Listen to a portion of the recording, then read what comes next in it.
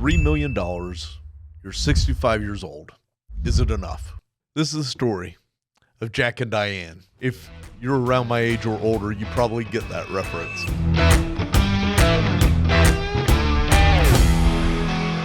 You see, Jack and Diane, outside of the song, the lyrics, the life they led when they were young, they accumulated $3 million. They're 65 years old. Is it enough to live on? It depends. You know, for a lot of people, you might say, heck yeah, that's enough. I only have $328,000. Or some of you might say, heck no, I've got $9.9 million. I need $15 million. Kudos to both of you. You've accumulated. Everybody's different. Here on this channel, we're trying to give advice to really an audience that is largely what I call middle-class millionaires. You've accumulated, you've achieved 2 commas in your math, and you're trying to make really important, good decisions. Jack and Diane, just like you, they're trying to make really smart decisions with their money. Part of the conversation really needs to be around, where is the $3 million?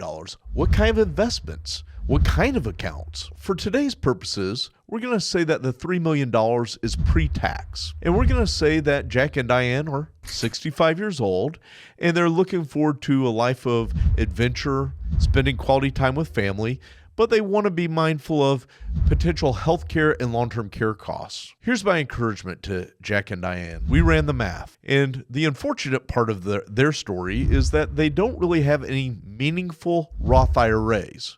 They don't have even what I would call a baby Roth. So everything they're going to do in terms of taking distributions is going to be taxable, and it's going to be taxed at their highest marginal income tax rate. So that being said, they're going to be able to take $120,000 to $150,000 a year of income for most of their retirement life. You know, so we have to make sure that we're making really wise decisions as we are making that kind of income.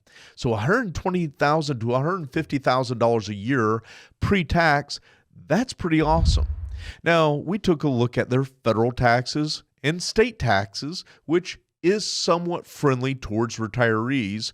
And after doing the math, that's going to net them about $95,000 a year after tax. You might be saying, oh my gosh, they're going to pay $40,000, $50,000 in taxes, $30,000 in taxes. They're retired. One of the biggest mistakes I see people make as they're entering into retirement is not fully understanding just how big that tax bill might be. You lose certain deductions, certain write-offs, certain credits. I'm telling you, we have to be mindful of taxes. It's one of the biggest landmines I think people face. You know a landmine, right? It's that thing you don't really see. You step on it and it's too late. That's taxes. For this couple, Jack and Diane, they're going to be able to live comfortably on $95,000 a year net, their Social Security, and a small pension. I do have one other story. And this is the story of Janet, not Janet Jackson. All right, it's Janet Jackson. So Janet, she has a retirement from a big company here in Metro Atlanta you would know the name of. She worked hard as an engineer, and she graduated from a great local Atlanta institution you might know the name of. She put away and also accumulated $3 million, mostly on her own.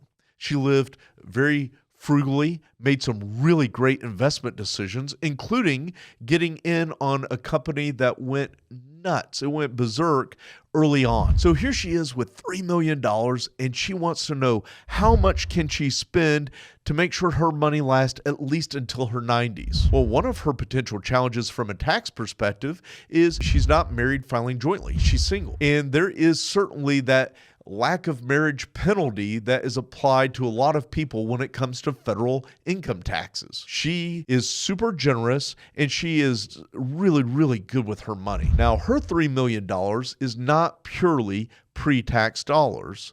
As a matter of fact, almost 25% of it is in Roth, not baby Roth, grown-up Roth. So she's got tax-free money and post-tax money, and we did the same calculations for her that we did for Jack and Diane. What's really, really interesting is post-tax, she was at about $119,000 of income per year, that if she was making those, again, consistent, really good decisions, she'd be able to use that for her retirement into her mid-90s, which was her objective. Now, she also qualified for a pension, and she has Social Security that she's delayed to age 67. But at the end of the day, she's going to have a really healthy income. So what's the answer? Can you retire at 65 with $3 million?